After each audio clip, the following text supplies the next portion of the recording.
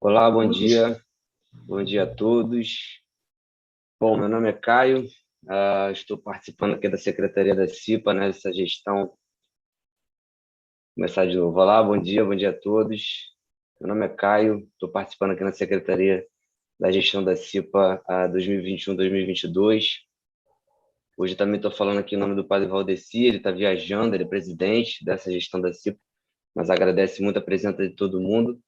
Hoje a gente está seguindo aqui com a nossa programação das lives mensais, nesse contexto aí da segurança do trabalho, da saúde do trabalhador.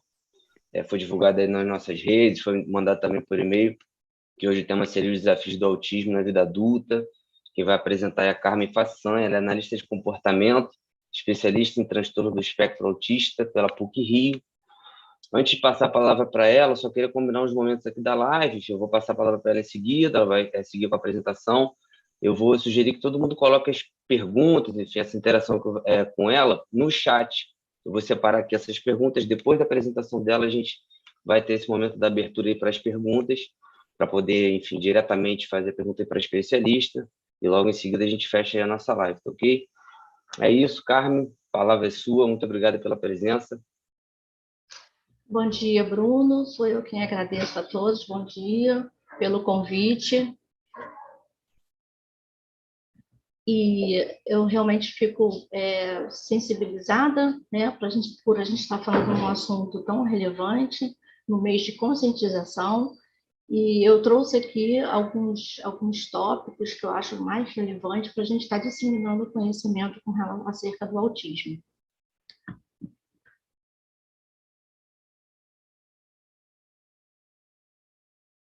Bom, eu vou começar com uma apresentação. Eu escolhi o título Os Desafios do Autismo na Vida Adulta e vamos então falar um pouco sobre isso. Na agenda, vamos falar sobre o que é o TEA, suas causas, níveis de classificação, o diagnóstico precoce e a intervenção, características marcantes do adulto que estão dentro do TEA, mitos, habilidades e pontos fortes, desafios do adulto, caminhos para a melhoria e qualidade de vida no TEA, e vou dar também, no finalzinho, algumas dicas de filmes, séries e blogs. Então, vamos começar. O que é TEA? TEA é uma sigla que significa transtorno do espectro autista. E o que é o autismo? O autismo é um transtorno do neurodesenvolvimento crônico, definido por vários níveis de comprometimento, com uma ampla variedade de sinais e sintomas, e uma ampla variedade de sinais e sintomas e diferentes níveis, né, de gravidade, e que traz prejuízos principalmente nas áreas de comunicação, que é na interação social, na comunicação verbal e não verbal, e no comportamento, interesses restritos e repetitivos. O TEA, ele não tem cura e, portanto, ele vai estar presente ao longo de todas as etapas da vida do indivíduo. Ele pode vir também com algumas comorbidades, né? Ou seja, com outras patologias, né? Tais como o TDAH, transtorno de déficit de atenção e hiperatividade, o TOD, transtorno opositivo desafiador, TOC, transtorno obsessivo compulsivo, desculpa. Trazer também transtorno de ansiedade, prejuízos cognitivos, epilepsia e transtorno do sono, por exemplo. E vamos pensar, né? Quais são as causas do autismo, né? Um estudo publicado em julho de 2019 sugere que de 97 a 99 dos casos de autismo têm a sua causa genética, sendo que 80%, 81% é hereditário. Um trabalho científico com 2 milhões de indivíduos de 5 países diferentes sugere que 18 a 20% de casos têm causa genética somática e não hereditária. E o restante, aproximadamente de 1 a 3%, devem ser causas ambientais, pela exposição de agentes intrauterinos, né, como drogas, infecções, trauma durante a gestação ou até mesmo a idade avançada dos pais. É importante salientar que o autismo não tem cura e, portanto, novamente, repito, é importante estar falando isso, né? Ele vai estar presente em todas as etapas da vida, em menor ou maior grau, dependendo das intervenções que o indivíduo vai estar recebendo ao longo das etapas da vida.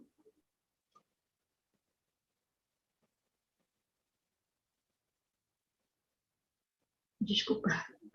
Aqui eu trouxe uma imagem para nós estarmos vendo mais como teve as alterações que teve dentro das classificações do TEA. Então, a classificação do TEA se dá por meio de 2 manuais, que se reúnem as classificações de doença e são referências para profissionais de saúde em todo o mundo, que é o DSM-5 e o CID-11. Nos Estados Unidos, o sistema em vigor é a 5ª edição do Manual Diagnóstico de Transtornos Mentais, que é o DSM-5, que foi publicado em 2013, e o responsável é a Associação de Psiquiatria Americana, a APA. Utilizando especialmente a descrição de quadros diagnósticos de saúde mental. E o outro sistema de codificação utilizado é o recém-publicado, que é a 11ª versão da Classificação de Estatística Internacional de Doenças, Classificação Estatística Internacional de Doenças e Problemas Relacionados com a Saúde, que é o que chamamos de CID-11, que é elaborado pela Organização Mundial de Saúde, a OMS. Segundo a Organização Pan-Americana de Saúde, a OPS, a CID é uma classificação internacional de doenças, lesões e causas de mortalidade, utilizando uma linguagem comum entre os profissionais de saúde, né, de diversas áreas e países. O número 11 se refere à última versão publicada que passou a vigorar a partir de janeiro desse ano. Eu trouxe esse quadro para vocês para perceberem as diferenças da classificação ocorridas de uma versão para a outra. Tanto no CID, no DSM-4, para a versão 5, quanto no CID-10, para a versão 11 que está em vigor, por exemplo, o CID-11, a síndrome de Asperger já não se faz mais presente e as versões como o DSM agora encontram-se presente dentro do espectro não mais separado dele, né? Então, a diferença é que no DSM-4, autismo estava dentro dos transtornos globais do desenvolvimento. Já no DSM-5, ele está só como transtorno do espectro autista TEA. Bom, dessa forma foi criado um consenso de comunidade médica e científica sobre o autismo, né, garantindo que as pessoas que estão dentro do espectro em todo o mundo recebam diagnósticos e tratamentos baseados nos mesmos conceitos, né? Então, hoje, o DSM-5, com o novo com o CID-11, em conjunto, eles se unificaram, né? E estão se baseando, então, nos mesmos conceitos.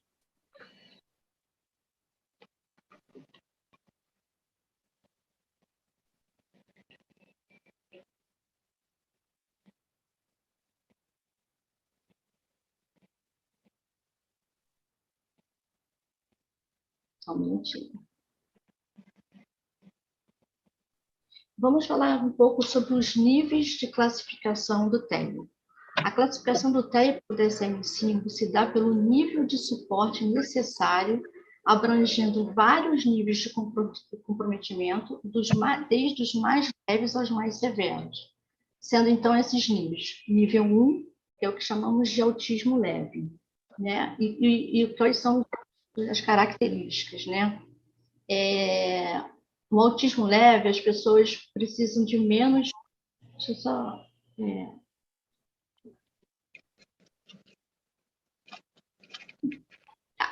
No nível 1, as pessoas apresentam sintomas menos graves e, portanto, precisam de pouco suporte. Eles têm a fala e a cognição preservada, mas têm dificuldade em sustentar o olhar por mais de 5 segundos, podem ter dificuldade em situações sociais, têm comportamentos restritos e repetitivos, isso nós vamos ver mais à frente nos slides o que significa. Necessitam de pouco suporte nas atividades diárias e podem ser capazes de se comunicar verbalmente. Podem ter dificuldades em manter uma conversa e podem ter também dificuldades em fazer amigos e manter amigos.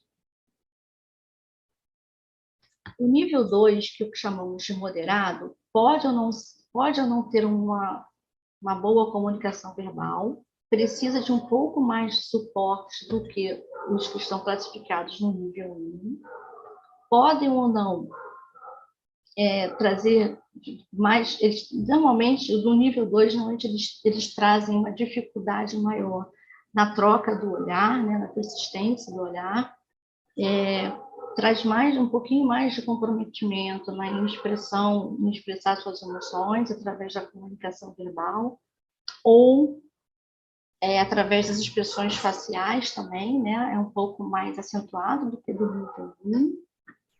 Também apresentam comportamentos repetitivos e restritos, e são pouco flexíveis, né, à alteração de rotina.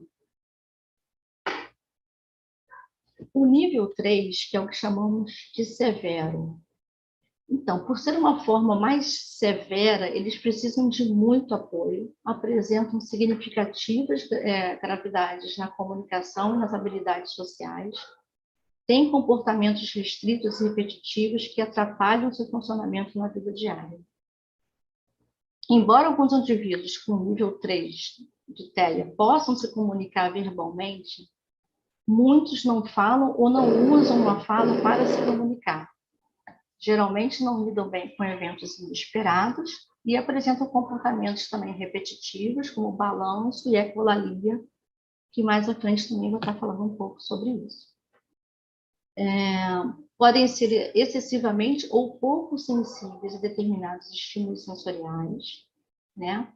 É importante ressaltar que as pessoas com grau severo, eles precisam de muito suporte para aprender habilidades importantes na vida do cotidiano. E agora, o importante nós estamos falando também sobre o diagnóstico, né, e a intervenção precoce. Bom, é um assunto que cada vez mais, né, existe a importância de a gente estar disseminando, né, o que é o autismo, quais são as suas características, porque o diagnóstico é de plena importância, sobretudo o diagnóstico precoce, porque quanto antes for identificado esses sinais, mais rapidamente podemos estar fazendo uma intervenção. Hoje, nós conseguimos identificar os sinais já em crianças de 6 a 8 meses de idade. E para até começar a intervenção. Mas é relevante falar que esses sinais eles se acentuam mais a partir dos 18 meses, né? Com a falta, às vezes, da fala, ou com uma fala não funcional, e quando a criança, então, entra para a escola. E aí começa a se perceber a diferença, né, com relação a uma criança atípica, uma criança que tem os sinais e pode estar dentro do espectro autista, a diferença dos marcos de desenvolvimento.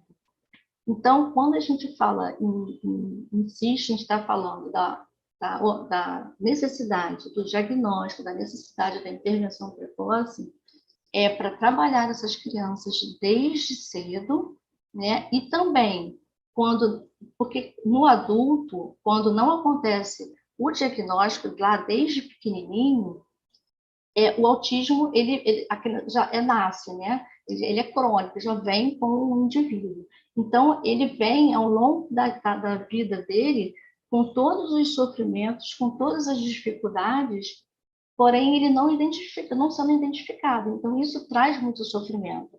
Muitas das vezes, os autistas adultos, eles descobrem o diagnóstico quando surge a identificação, os sinais no filho, ou quando um familiar, ou ele mesmo, por se sentir, ter algumas dificuldades na interação, ou com os amigos, tudo, e aí ele começa a procurar, né, buscar entender, né, o porquê que ele se sente dessa maneira. Então, o diagnóstico nos autistas adultos, ele ainda é mais difícil, né, de estar aparecendo, né, podemos dizer assim.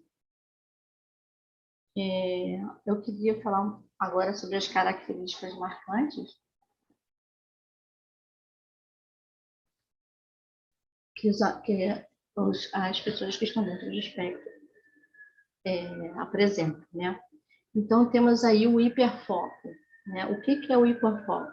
O hiperfoco é a capacidade de ficar focado em uma única atividade por horas a fio.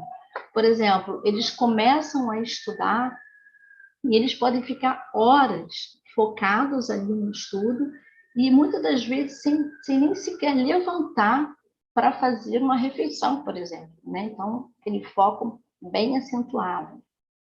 Temos também a questão da hipersensibilidade e da hipossensibilidade.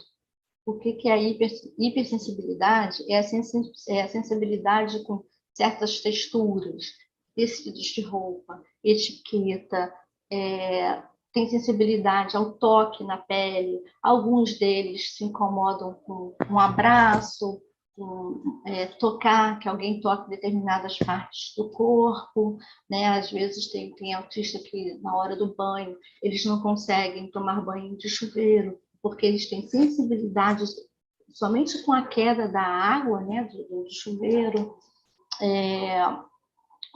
sensibilidade ao barulho ou à luz, por exemplo, né?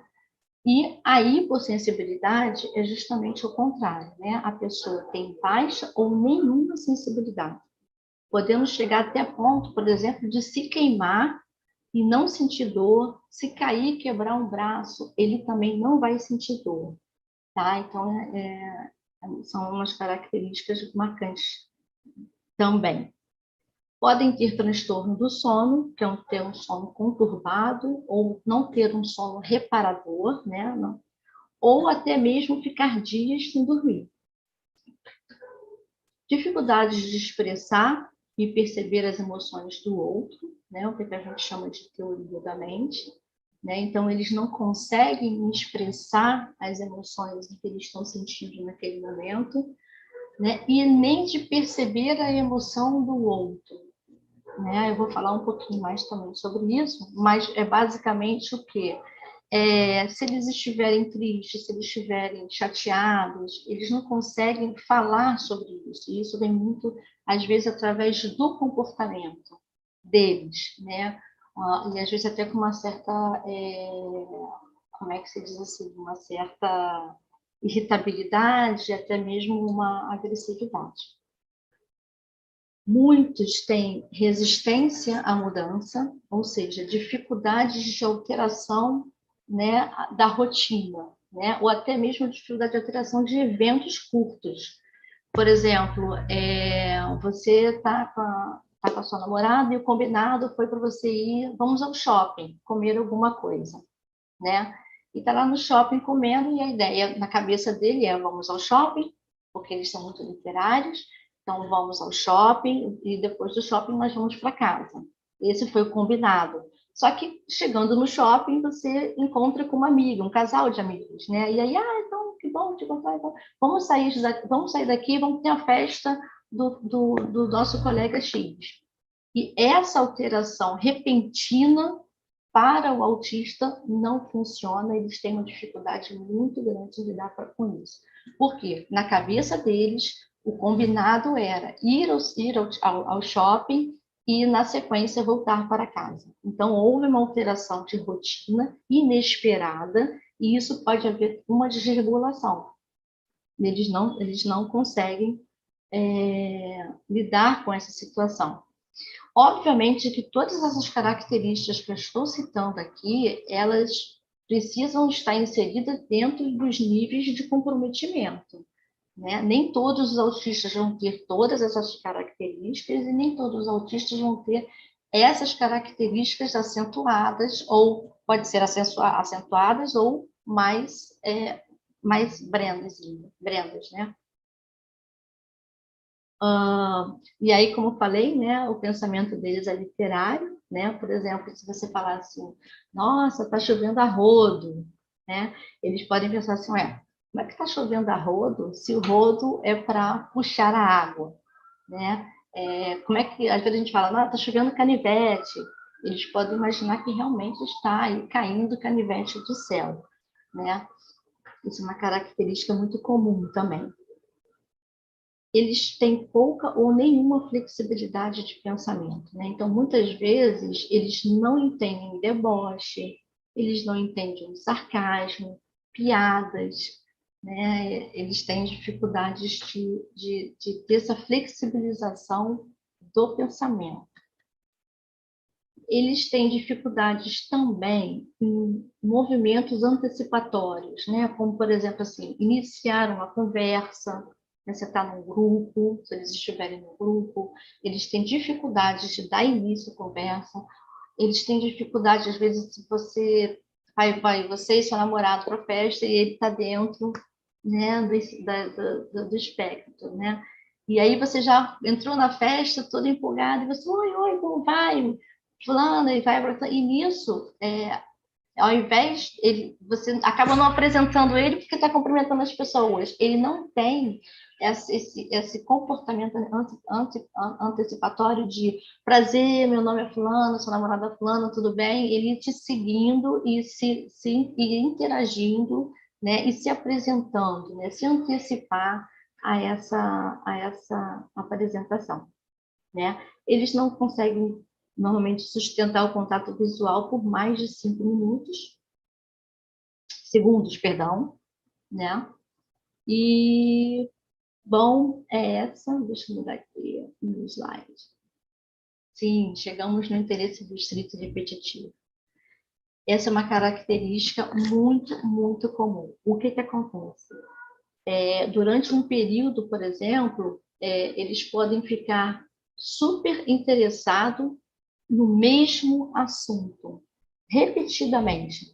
Então, eles são capazes, por exemplo, de assistir 2, 3 vezes o mesmo filme, assistir a mesma série repetidamente, né? Ou até mesmo, por exemplo, criar um foco num assunto. Então, por exemplo, ele gosta de astrofísica.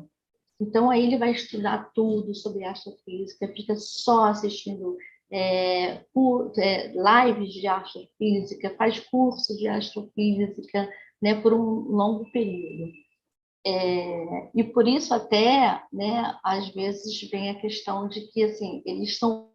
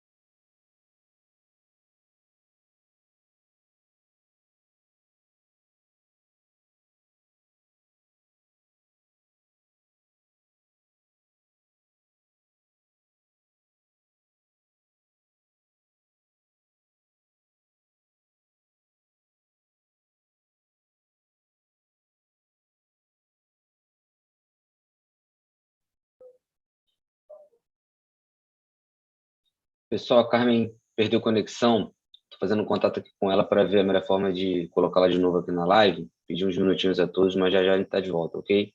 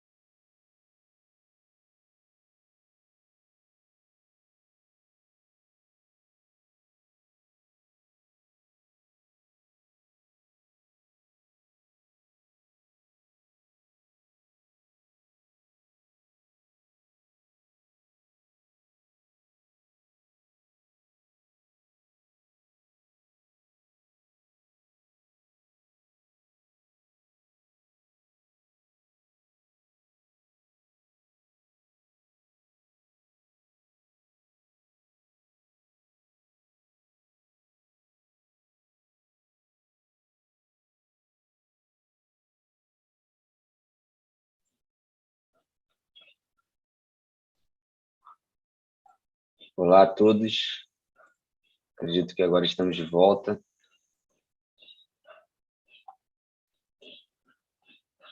Convivendo com os desafios do remoto, do online. Mas dentro aí de pouquíssimos minutos, a Carmen vai voltar a compartilhar a tela dela para a gente seguir, tá ok?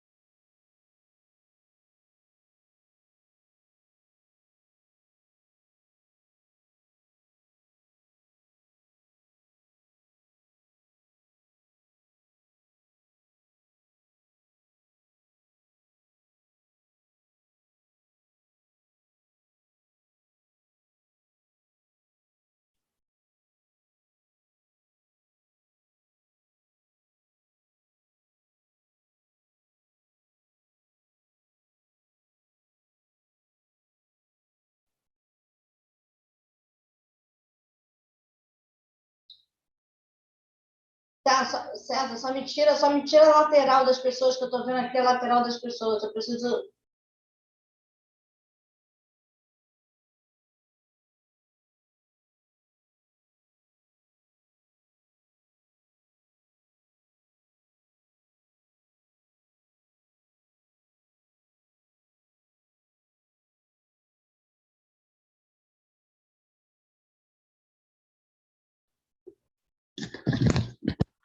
Oi, gente, desculpa. Vocês estão me ouvindo? Sim, estamos sim, Carmen. Ah, desculpa, que caiu a conexão aqui em casa. Sim, faz parte. Então, nós estávamos nas características marcantes do adulto, estávamos falando sobre o interesse restrito e repetitivo, né? Então, bom, é isso. Só finalizando, essa é a capacidade que eles têm, né, de ficar com muito interesse no mesmo assunto, repetidamente, pode ser durante dias, pode ser durante meses, tá? Uma outra característica é a estereotipia vocal, que é o que a gente chama de ecolalia. Às vezes, eles podem repetir a última palavra de uma frase dita por alguém, ou ficar repetindo frases de um livro que eles leram, ou de um filme que eles assistiram, né? E essas falas sempre vêm fora de um contexto, né? Muitos têm a estereotipia motora, né? E essa, então, é para se autorregular, né? Quando eles se sentem desconfortáveis com alguma situação, em algum ambiente, eles costumam ter a que a gente chama de estereotipia motora, né? Que pode ser o head flapping, de ficar assim, pode ser ficar se balançando, pode ser ficar apertando as mãos, por exemplo, né? É um movimento de autorregulação. Comportamentos disruptivos, né, que é ter uma reação exagerada ou agressiva a determinados acontecimentos, né? Então, por exemplo, eles podem estar numa fila de supermercados, né, e a fila demorar um pouco mais, o atendimento demorar um pouco mais do que o esperado para eles, né, ou do que normalmente costuma ser. E aí eles alteram, né, dá uma crise, né, e eles ficam muito alterados a ponto, às vezes, de ficar reclamando alto ou de largar o carrinho cheio e ir embora, né? Isso acontece, né? Muitos não têm noção de espaço, né? É comum portanto, não serem considerados como desajeitados, né? Eles podem quebrar as coisas sem querer, esbarrar, né? Por isso, então, é importante estar vendo a questão de um acompanhamento com uma TO, que é uma terapeuta ocupacional, né? Muitos podem ter rituais, como, por exemplo, todos os dias antes de dormir, precisa fazer a cruz, né? O sinal da cruz, né? Todo dia antes de dormir precisa recitar um verso, né? E não necessariamente em voz alta, às vezes isso fica apenas no pensamento deles, né? Mas isso precisa ser feito. A questão da irritabilidade, né, que eu falei um pouco já dentro da questão dos comportamentos disruptivos, né? Então, eles podem demonstrar irritabilidade mais acentuada em situações ou com pessoas que às vezes não nem têm tanta necessidade para isso, né? São impulsivos, né? Então, assim, eles são capazes de ter reações e atitudes e depois até se arrependerem, né? Comprar objetos que às vezes até eles já têm aquele objeto, mas de um modelo diferente, comprar às vezes alguma coisa em que eles não poderiam estar comprando naquele momento, mas se faz parte do interesse restrito dele, daquele momento da vida. Eles podem comprar bonequinho de Einstein, podem comprar livros sobre Einstein, enfim, né? Tudo dentro de uma impulsividade é mesmo até da fala.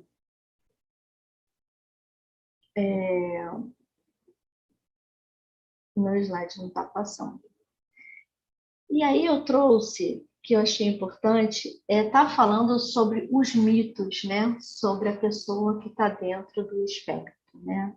Então, tem aquela assim, dá para saber só de olhar para a cara dela. Essa é realmente uma coisa difícil. Por quê? Porque uma das coisas mais difíceis do autismo é que justamente ele não tem uma característica, né, que você consiga ver visualmente, né?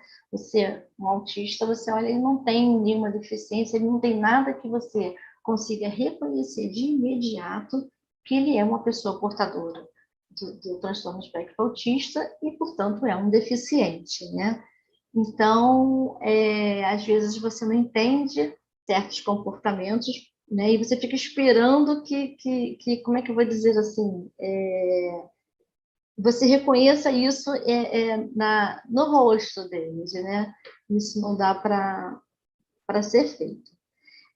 Um outro mito também, que dizem que eles não têm emoções.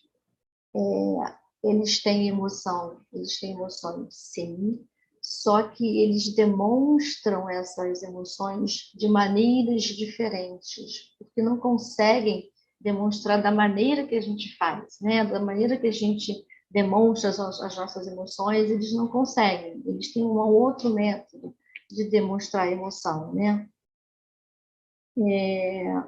Peraí que eu estou passando meu slide aqui, acho que eu estou passando antecipadamente.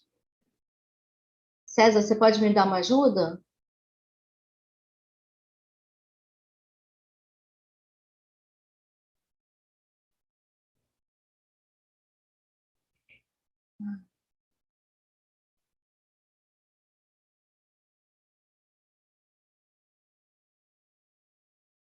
O que vocês estão vendo aí, gente?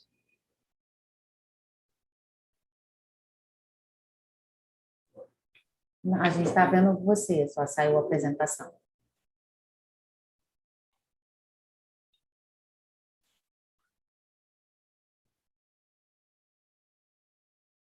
Saiu a apresentação? Sim. A tela deixou de ser compartilhada, digamos assim.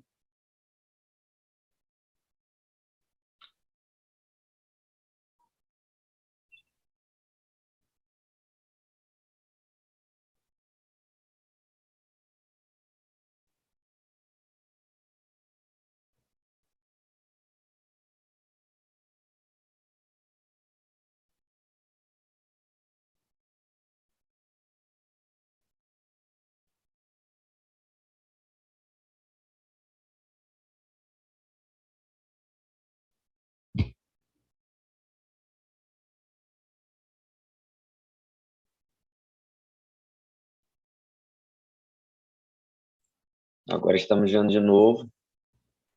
Tá vendo a tela? Sim. No slide sobre dicas, filmes, séries e blogs. Mas não é isso que eu quero, não. Isso é lá para o finalzinho.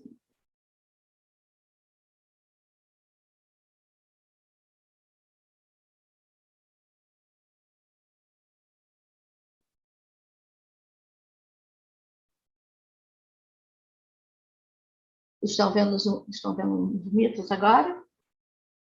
Sim, mito sobre a pessoa dentro do TEA.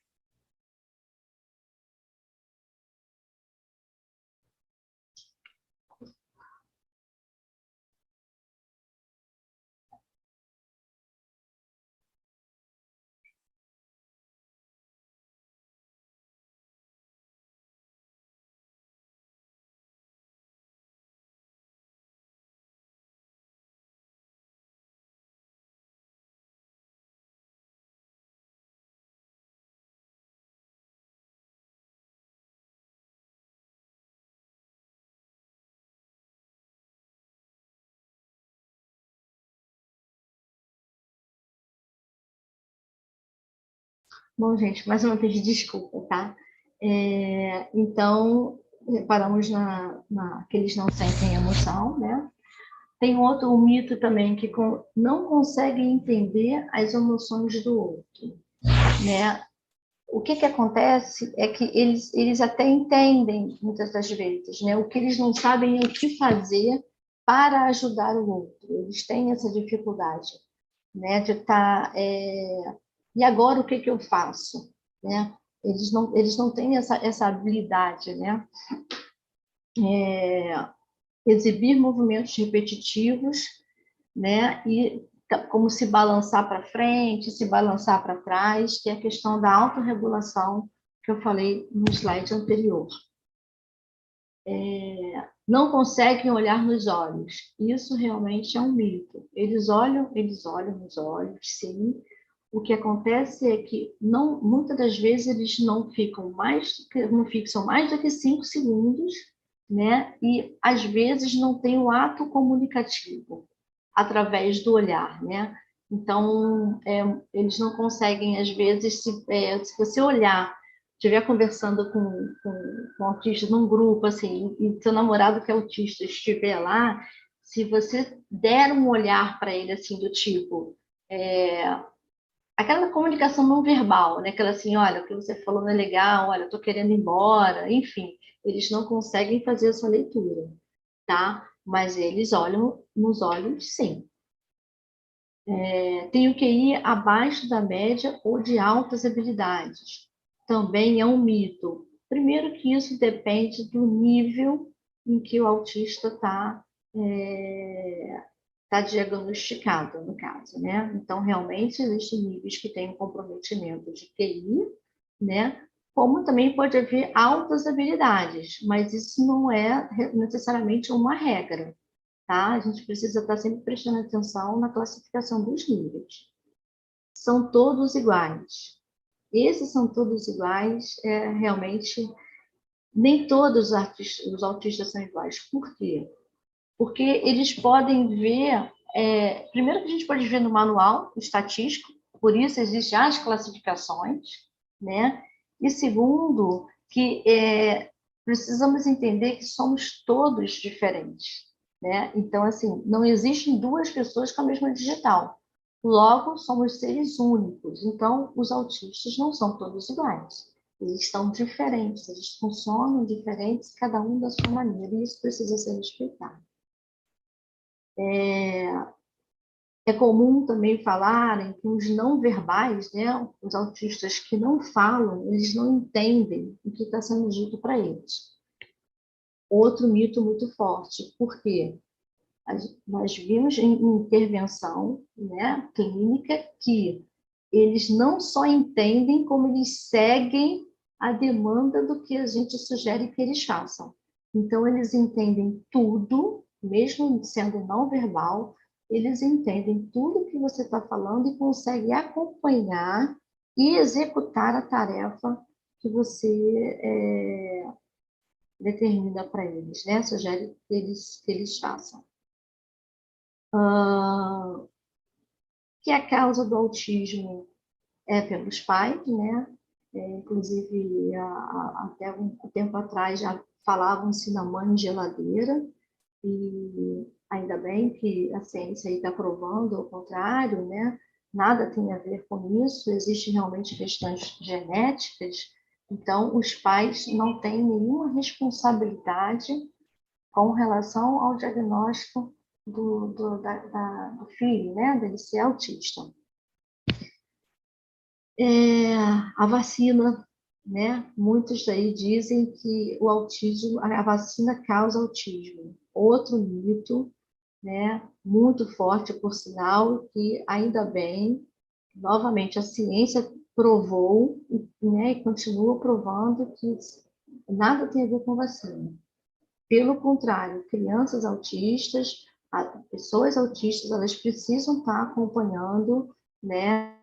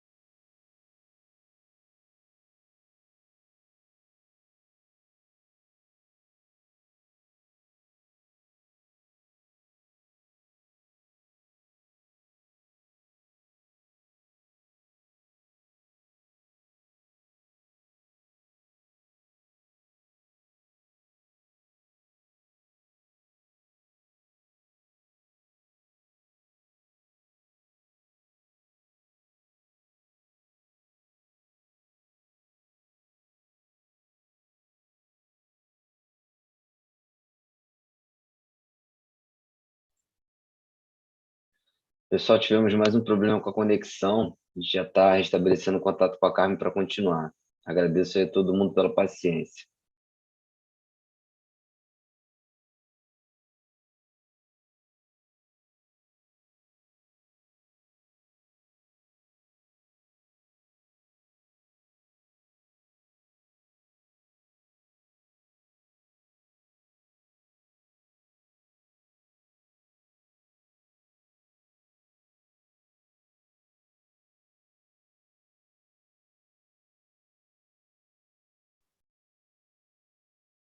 Caiu novamente, né? Caiu. Sim, mas já estamos de volta. Meu Deus, a minha internet é ótima, que coisa! Desafios do remoto, faz parte. É verdade. Então, eu estava falando sobre o mito da cura, né? Então, assim, eu estava falando sobre o mito da cura, né? E que isso realmente me preocupa muito, né? Porque Desculpa te repetindo, interromper, Carmen. A gente ainda não está vendo a sua apresentação.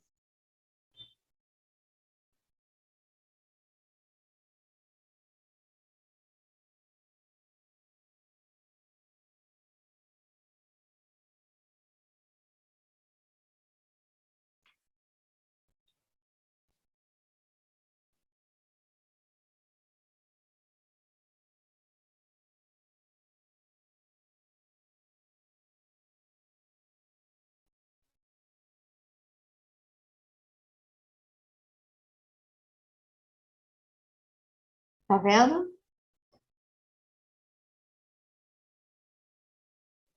Ainda não, tá? Ainda não. Não sei se alguém está vendo.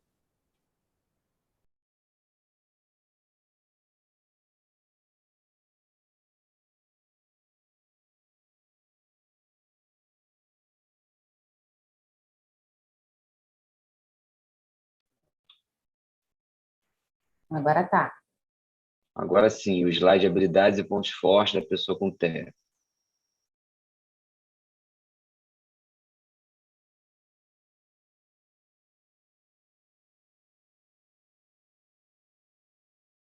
Tem cura.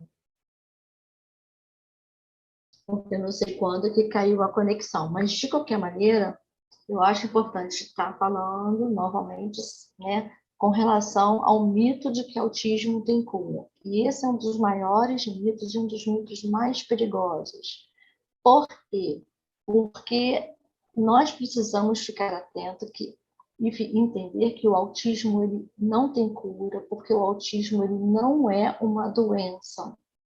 E, portanto, ele não tem cura e ele vai estar presente na vida do indivíduo em todas as etapas. E o que é mais preocupante, ficarmos também atentos a discursos de profissionais e de pessoas que vêm aí mostrando, trazendo confirmações de que eles conseguem efetivamente a cura do autismo. Isso é um dos mitos mais perigosos que a gente vem enfrentando sobre quem está dentro do espectro. E agora vamos falar um pouquinho sobre as habilidades e os pontos fortes das pessoas que estão dentro do espectro, né? Então, normalmente, eles pensam de uma maneira visual, muitos, né? Trabalham, entendem, quando estão vendo, às vezes até um exercício, né? Um estudo, visualmente para eles é melhor, eles têm mais compreensão, né? Outra habilidade forte que eles têm uma memória extraordinariamente boa. São capazes até de lembrar fatos de muito tempo, né? Honestidade e confiabilidade excepcionais, né? Eles são super honestos e de uma confiabilidade assim ímpar, né? Eles não conseguem mentir, eles não têm malícia para arquitetar, por exemplo, algo maquiavélico, né? Então, assim, são pessoas extremamente confiáveis e honestas, né? Rigor em relação ao horário, né? Pontualidade, rotinas, né? Sim, eles são diferencialmente, muitas vezes, isso ajuda até no desempenho deles profissional e acadêmico, né? Porque por eles serem muito pontuais, eles não chegam atrasados no trabalho, eles não chegam atrasados na aula, né? Eles são, como é que se diz assim,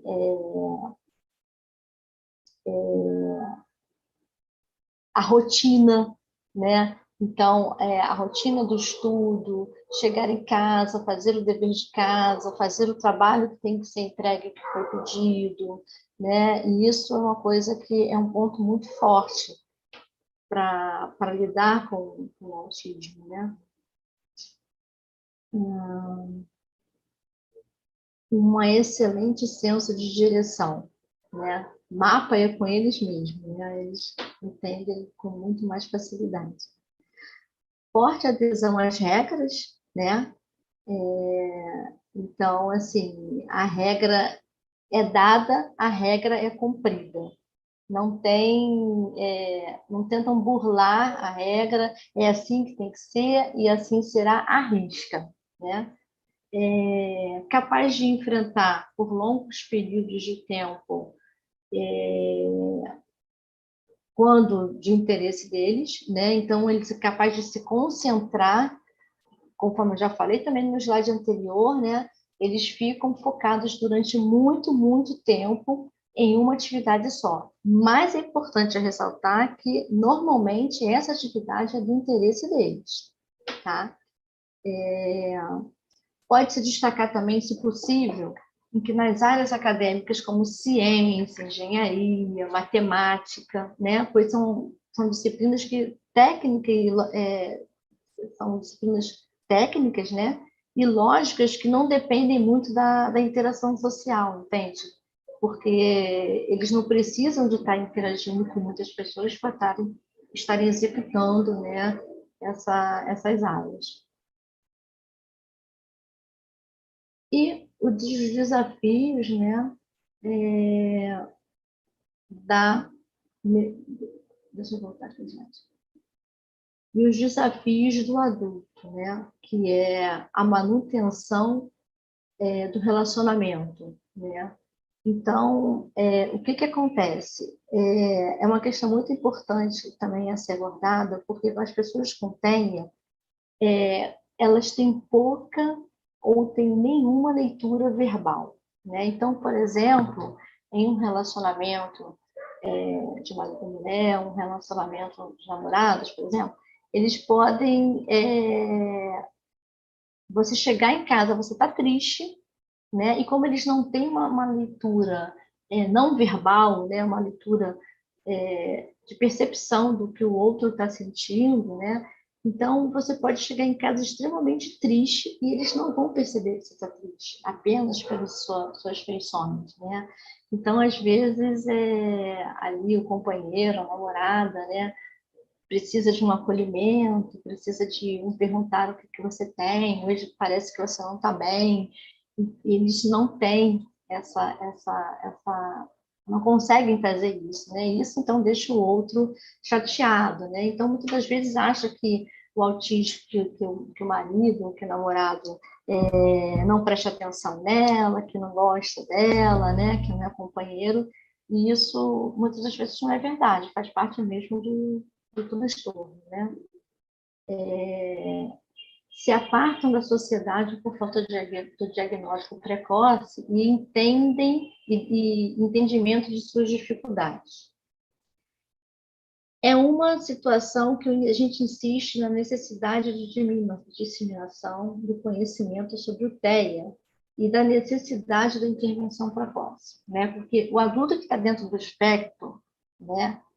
E sem o diagnóstico, na maioria das vezes, ele não entende seu sentimento, ele não entende o seu comportamento, a sua falta de interesse por estar com os amigos, em família, em grupos. Então, por isso, muitas vezes, eles mesmos, por não se sentirem confortáveis, né, nesses eventos, eles se excluem, né, podemos dizer assim, de participar, né, dessas situações, né, porque eles não se sentem bem e nem sabem como lidar, né, justamente por quê? Por falta do diagnóstico, né, e aí, se você não tem diagnóstico, logo você não consegue fazer uma intervenção.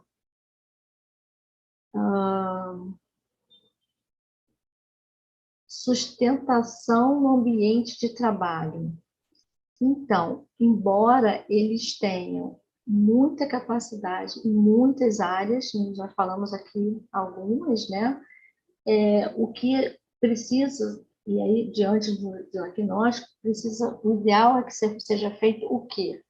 Eles, muitas das vezes, eles precisam de um ambiente que eles fiquem sozinhos, um ambiente que tenha uma luz menos forte, que não tenha ruídos, né? Então, eles estando dentro de um ambiente adequado para as necessidades dele, que é novamente individualmente, cada um tem a sua, eles vão ser excelentes profissionais, né? E vão se sentir melhor e tudo vai sair bem, né? Ao longo da execução do trabalho dele.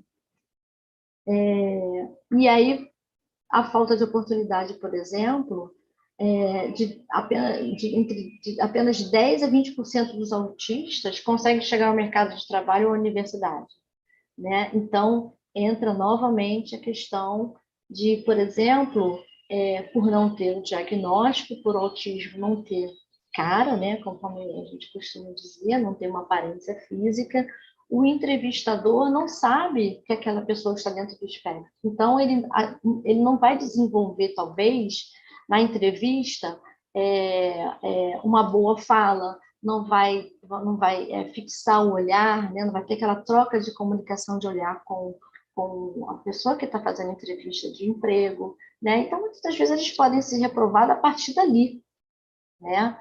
E isso é muito desagradável, porque eles podem e conseguem desempenhar tarefas assim que serem excelentes profissionais, né?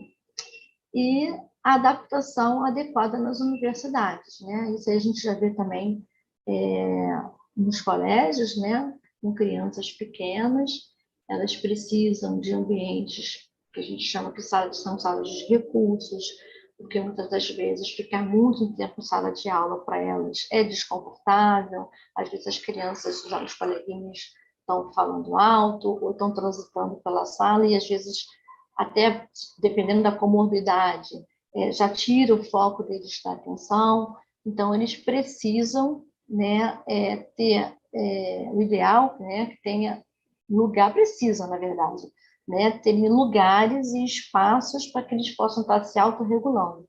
A mesma coisa na questão do autista adulto, né?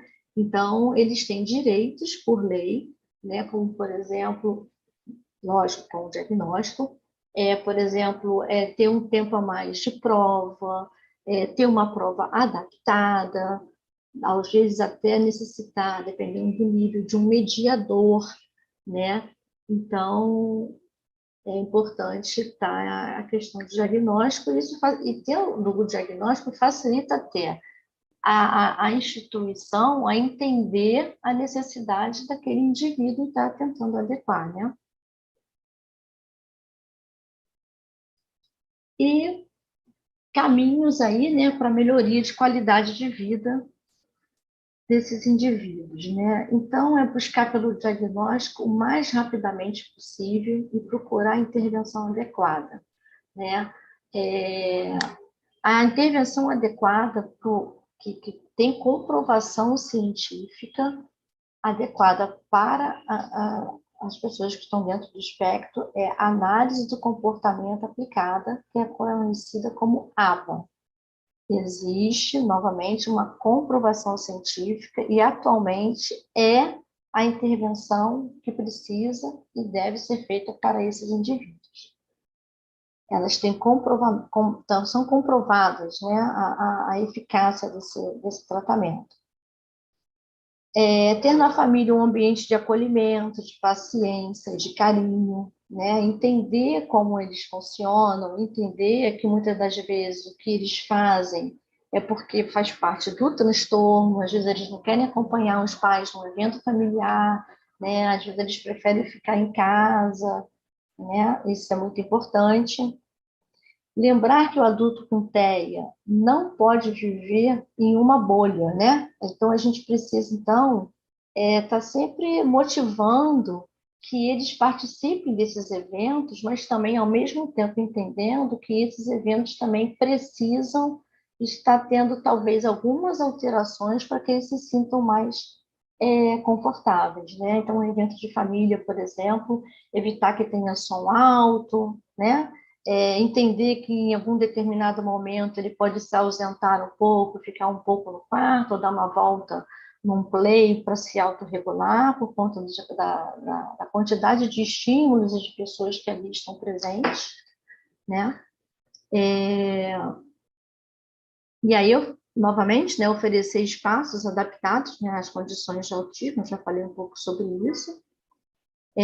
Fazer valer os seus direitos com pessoa com deficiência, né? Hoje nós temos várias leis, né, de que eles têm direitos. Eu acho que é importante que corram atrás dessas leis, né, e participem delas, né, porque facilita a vida deles, facilita a vida da família. Estabelecer canais que promovam a conscientização para um público maior, né, conhecimento fundamental para que haja respeito e compreensão. Então, é justamente isso, né, que vocês da CIPA, da PUC, né, estão dando oportunidade para essa fala, né. Então, assim, quanto mais a gente conseguir, né, promover eventos que tenham o tema do autismo, mais a gente vai conseguir, né, está mostrando para pessoas como funcionam os autistas, né? E isso facilita bastante a vida de todos, não só deles, como a dos familiares e de onde eles costumam frequentar, né? Conscientizar grupos de colegas sobre as características, né? Novamente aumentar aí a divulgação, né? Para que todos saibam, né? de que se trata de uma pessoa com comportamentos especiais e que, portanto, merece total respeito, né? Avaliar a opção de moradia assistida, né? Hoje nós temos aí o que eles chamam de moradia assistida, que, se vocês quiserem depois, vocês podem entrar em contato comigo, eu posso até passar algumas coisas em caso de que vocês queiram se aprofundar mais sobre o assunto. Lutar pelas melhorias das políticas públicas, né, voltadas para pessoas com deficiência, né?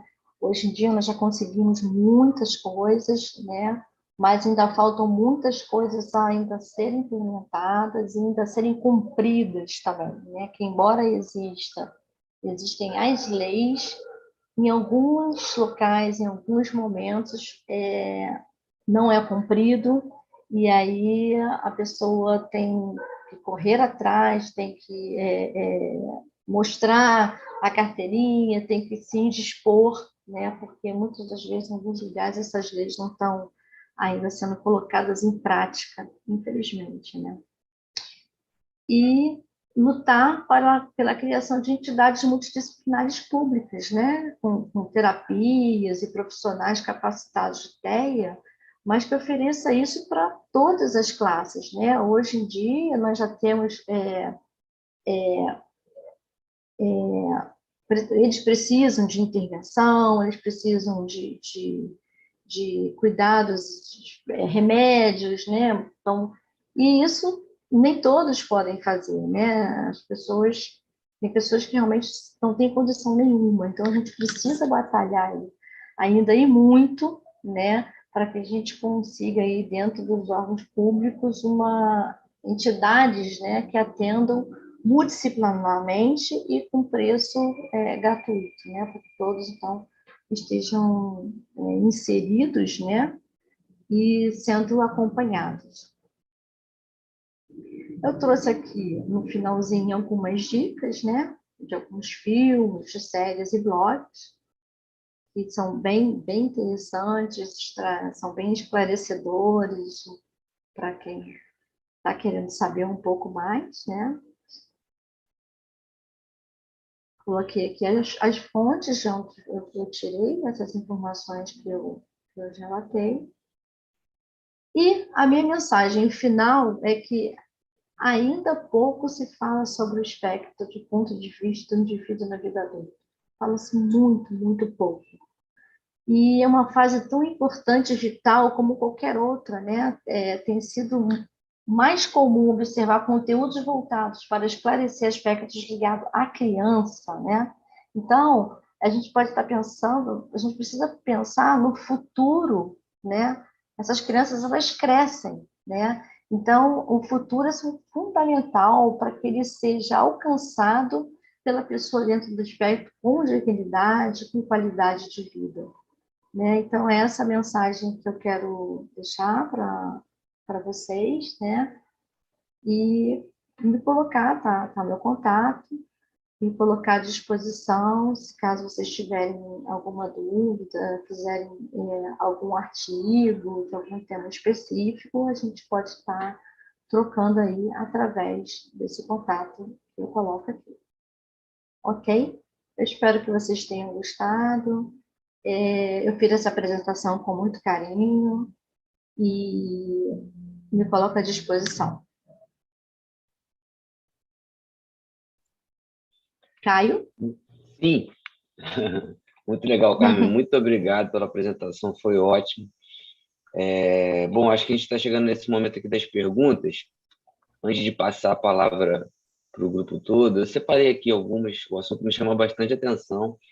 Eu acho que, de uma forma geral, eu mesmo já percebi colegas com algumas características, e eu sempre fiquei numa dúvida, caramba, será que essa pessoa tem só um déficit de atenção de uma forma mais leve? Será que ele precisa de alguma intervenção? Será que eu posso sugerir que ele procure alguma ajuda? Eu tive um colega de faculdade que ele foi diagnosticado com PCD.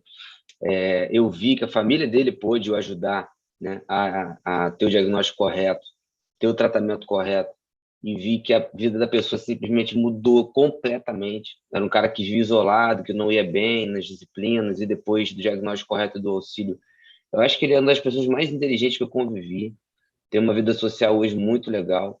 Então, tenho certeza que o tratamento, enfim, esse assunto, lidar de uma forma bacana com essas pessoas é muito importante e realmente a gente muda a vida, né? Enfim, fazer esse tratamento certo traz assim à sociedade pessoas maravilhosas que talvez sejam escondidas.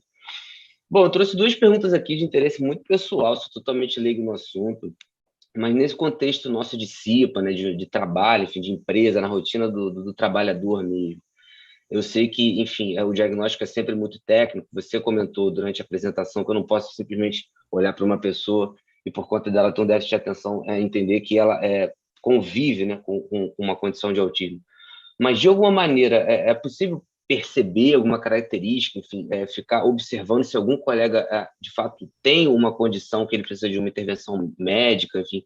Será que, de alguma maneira, a gente consegue pegar na rotina de um colega de trabalho alguma característica que faça com que a gente indique a ele um tratamento, que leve ele a buscar alguma ajuda, de uma forma geral? Sim, é justamente dentro daquelas características marcantes, né? Que é a falta de contato visual, que é aquele colega de trabalho que não gosta muito de estar conversando, em que na hora do almoço vai você e demais colegas e ele prefere almoçar sozinho, ele se esquiva, né, do contato com o outro, do contato com a sociedade, né? Ele não entende muitas das vezes uma piada, uma brincadeira que às vezes você faça ali com os outros, até mesmo com ele. Se você for debochado, sacar, ele não vai entender, né? E isso daí também, como você está falando, porque, novamente, existem níveis de autismo, né? E existe também quando ele já começou a intervenção. Com as intervenções, essas dificuldades, elas melhoram muito, porque, na verdade, o que eles precisam? Eles precisam de serem ensinados. As habilidades sociais precisam ser ensinadas. Olha, por exemplo, assim, às vezes ele encontra com uma mulher que está um pouquinho acima do peso, né? E eles não têm aquela sensibilidade de perguntar se a mulher está grávida, né? De repente não cabe, porque às vezes ela não está grávida, ela está um pouco acima do peso. E aí você fala assim, olha, não é isso, socialmente falando, assim, não é legal você perguntar se a pessoa está grávida, né? Ué, mas ela estava com uma barriga muito grande, né? Então, é essa dificuldade que eles têm, e isso daí, no dia a dia do trabalho, se com um olhar mais apurado, dá para perceber, sim, né? Você começa a conversar com ele, ele olha para você, mas ele tem a fuga do olhar, ele não fica mais do que 5 segundos. Daqui a pouquinho, o olho dele fica assim, virando, às vezes ele baixa a cabeça, né? Ele não entende, muitas das vezes, por exemplo, você está ali no trabalho, né? Aí chegou o chefe, aí você quer falar para ele alguma coisa com relação ao chefe e tal, aí você dá aquele... Sabe como a gente fala com o olhar? E que o outro entende e fala assim, caramba, eu fiz alguma coisa errada. Olha, eu acho que o Caio está dizendo que o chefe hoje não está de boa. Eles não conseguem ter isso. Eles estão cada vez perguntando assim, o que foi, Caio? Por que você está fazendo isso? Não estou entendendo. Na frente do chefe, né? Que é a falta de leitura não verbal mesmo, né? Não tem. Eles não têm. Quando tem, é muito pobre. Então, isso tudo é trabalhado na intervenção. Perfeito. E se eu perceber que um colega realmente tem essas características, o que eu posso fazer, a que eu posso recorrer, o que eu posso indicar que ele procure, enfim, de uma forma dentro de uma pessoa leiga que quer ajudar um colega, o que a gente pode fazer? Então, essas avaliações, né, elas são feitas pode ser feita por uma equipe multidisciplinar, por exemplo, uma psicóloga consegue identificar, né, um especialista, um neuro, os neuros, né, um médico, né, um médico, né, um médico neuro, se for uma criança, um neuropediatra, um pediatra, um ATO, né? Então, assim, o ideal é que você sugira que eles acompanhem, que eles procurem, né, um profissional especializado para que possa estar fazendo uma avaliação, né? Para que possa estar vendo quais são as questões, as dificuldades deles, né? Isso, olha, eu vou te dizer, assim, uma coisa que eu ouvi falar, né, em clínica, de pessoas que estavam dentro do espectro e receberam, e com a procura de profissional, né, para estar identificando, se certificando, se entendendo melhor, veio o diagnóstico. E aí a frase que foi dita é o seguinte: a minha vida mudou, foi um alívio, porque agora eu me entendo, agora eu sei como eu posso me comportar, como eu tenho que me comportar. E eu não sou, e teve um que foi muito assim, muito chocante até, que ele falou assim: agora eu entendo que eu não sou uma pessoa ruim, como eu me achava uma pessoa ruim. Porque como eles têm dificuldade de se colocar no lugar do outro, muitas vezes eles não conseguem entender a sua tristeza. Então você entra e sai triste e eles não estão nem aí. Mas não é porque eles não estão nem aí, porque eles não gostam do Caio, é porque eles não conseguem ter essa leitura. E aí depois a pessoa vai cobrar isso deles. Caramba, você nem percebeu, eu estou triste. Será que você não está vendo que eu estou triste? Você sequer vem me oferecer uma água, você sequer vem fazer um carinho, né? Você é uma pessoa ruim. Você é uma pessoa que você não me dá atenção devida. E por isso até eu trouxe um pouco da.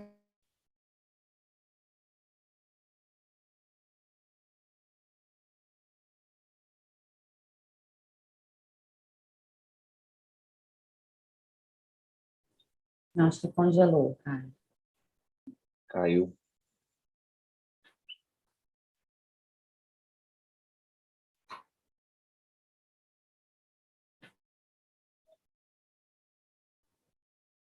Tentar ligar para ela. Tá.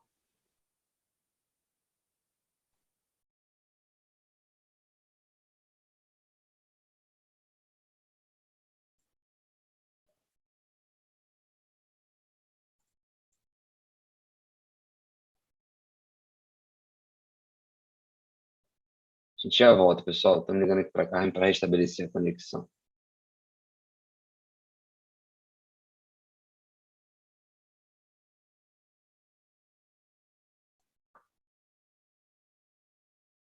Oi, Caio. Oi, estamos de Oi. volta? Então assim, e uma frase triste, né? Que fala que ele achava que ele era uma pessoa ruim, né? E aí, depois que ele conseguiu o diagnóstico, que, assim, novamente, muitas das vezes o diagnóstico do autismo adulto vem quando ele tem filho e identifica no filho. Isso é muito comum, né? Até porque tem a parte genética de 90%, né? Só que como ele conseguiu, né, ao longo de todas as etapas da vida, ir passando por elas, isso não quer dizer que não veio com muito sofrimento, com muitas dúvidas, com muita tristeza, né? Então, eu sugiro que o que você faça é, né, desconfiando, é, né, com muito jeitinho, e sugerir que ele procure um profissional, né, para estar conversando com ele, porque a outra coisa também é assim, embora pesquisas já mostrem, né, que algumas áreas do cérebro dos autistas têm diferenças, né, são diferentes das pessoas típicas, é, o diagnóstico é majoritariamente na observação. Não existe um exame que você faça e fale assim: olha, você tem autismo. Existem alguns exames, pesquisas já apontam para alguns eletroencefalograma, algumas partes, algumas áreas do cérebro são diferentes, tem alguma coisinha ou outra, mas isso ainda está em estudo.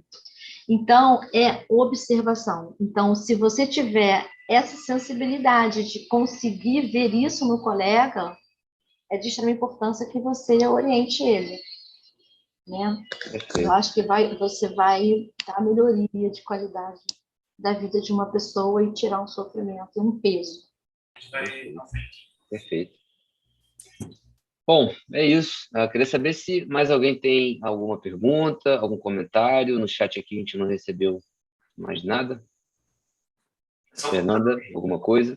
Não, não, quero agradecer a Carmen. É engraçado porque você falando, eu ia te perguntar exatamente isso, se tinha algum exame, porque eu tenho um afilhado que eu comecei a ver que ele tinha alguma, assim, bem leve, mas algumas coisas, porque eu sempre li muito sobre o tema. Eu acho, assim, fantástico, porque eu acho eles inteligentes demais. Eu acho muito difícil, né, quando eles se sentem muito excluídos, porque a gente não consegue, por eles não, muitas vezes não se concentrarem da mesma maneira e ficarem muito no mundinho deles, que eu comecei a perceber isso, que ele ficava muito no mundinho dele, que ele não gostava muito que tocasse nele, ele tinha um problema com toque muito grande, e aí que eu comecei a perceber, porque assim, o meu filho tinha, quando era pequenininho, um problema em ficar agarrando ele e beijando, mas era diferente, não era da mesma maneira. A forma como ele reagia era uma forma muito dolorida para ele.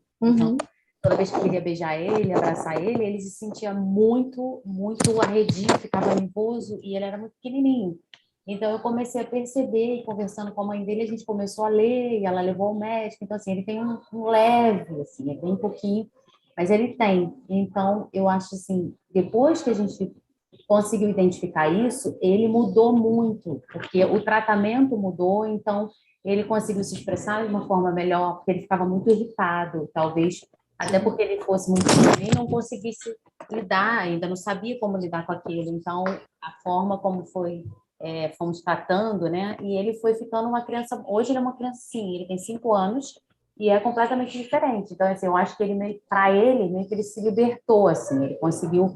Ele agora vive bem, é sempre feliz. Ele tem uma vida muito diferente do que no início, assim. E ele ficava muito retraído, né? Tinha medo, receio de estar perto da gente, assim. Aí você imagina um adulto, né, que não é diagnosticado e que, portanto, não entende todas essas questões que o seu afilhado, por exemplo, vocês perceberam dele como pequeno, quer dizer, ele não conseguia externar isso, né? E você percebeu e está percebendo que as intervenções, elas melhoram bastante, né? E tem a questão também do neurodesenvolvimento da criança, né?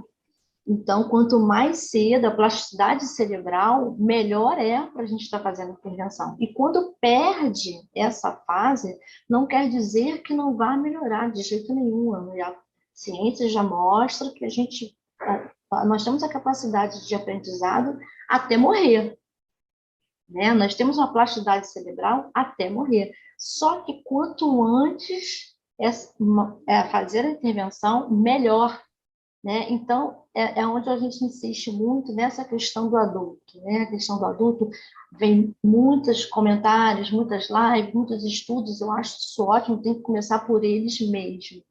Mas os adultos acabam ficando muito perdidos, se passam por esquisitos, inconvenientes, chatos, antissociais, né? E isso tudo é porque eles estão dentro do espectro, e às vezes de um nível 1, porque se ele chegou até onde ele chegou, adulto, ele é nível 1, no máximo nível 2, né? Então, mas tem todo esse sofrimento, né? Então, a minha preocupação foi trazer, quando eu recebi o convite, eu falei, o que eu posso trazer, né, para estar ajudando dentro de uma universidade, por exemplo, né? Que aí não tem criança, aí tem os adultos, né? E pouco se falam, pouco entre aspas, né? Mas assim, o foco nos adultos são bem menores. Eu presenciei em clínica, né? Pelo menos algumas vezes que o filho foi diagnosticado e depois vinha o pai, entendeu? E o pai é autista, às vezes eu olhava e tipo assim, eu acho que ele quer observacional, né? Então, assim, ó, esse pai, ele é autista. Mas como é funcional, como ele está, né, trabalha, como ele, né, ele fez uma faculdade, ele fez tudo, ele vive com essas questões, das características, ele sobrevive, né? Porque, no fim das contas, é muito sofrimento, né? Então, quando você se entende, você consegue trabalhar em cima das suas dificuldades, né? Enquanto o médico não sabe a doença que você tem, né? Como é que ele vai passar um remédio adequado para que você melhore? Né? Então, enquanto não se identifica, enquanto não se tem um diagnóstico, como a gente vai começar uma intervenção? Por que lado vamos começar? Qual é o déficit dessa pessoa? Né? Isso é bem importante. Muito bom, muito bom. É, Estou com tem... duas perguntas aqui no... Isso, vou cantá-las aqui, vou falar a primeira, da Zuleika Castelo Branco. Obrigado, Zuleika, pela participação. A pergunta é a seguinte: a incidência do autismo na sociedade é grande? Percebo que atualmente existem muitas mais crianças diagnosticadas com autismo. A pergunta dela é, Se a percebe... incidência... Vou falar de novo. A incidência do autismo na sociedade é grande? Percebo que atualmente existem muito mais crianças diagnosticadas com autismo. Não entendi, perdão, está falhando. Basicamente, ela pergunta se a incidência do autismo na sociedade é grande, e que ela percebe que tem mais crianças com diagnóstico, de uma Sim, forma geral. é imensa, é muito grande, né? Mas assim, novamente, o que que acontece? É, o diagnóstico ele vem geralmente mais com a criança. Por quê? Porque ela, às vezes, ela tem atraso na fala ou não fala, e quando ela entra para a escola, fica mais gritante em torno de 18 meses, mais ou menos, quando ela vai para a creche, é que os pais percebem a diferença delas de acordo com o marco de desenvolvimento das demais crianças, né?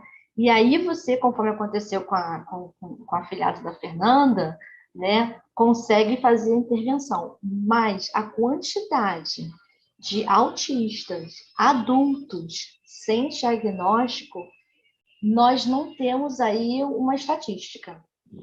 Porque, vamos supor, se eu falar para vocês que é X%, pode ser o dobro disso.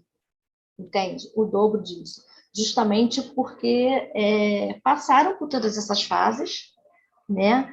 Com o estigma desses todos que eu já te falei, e eles são funcionais. Eles funcionam com dificuldade, mas eles funcionam. Mas existem muitos. As universidades podem estar lotadas, né? E não só de alunos, pode ter professores, profissionais, entende? Assim, tem muitos, muitos mesmo. É Perfeito. assustador, é assustador. Daí a importância da gente discutir, né? O assunto, trazer à tona.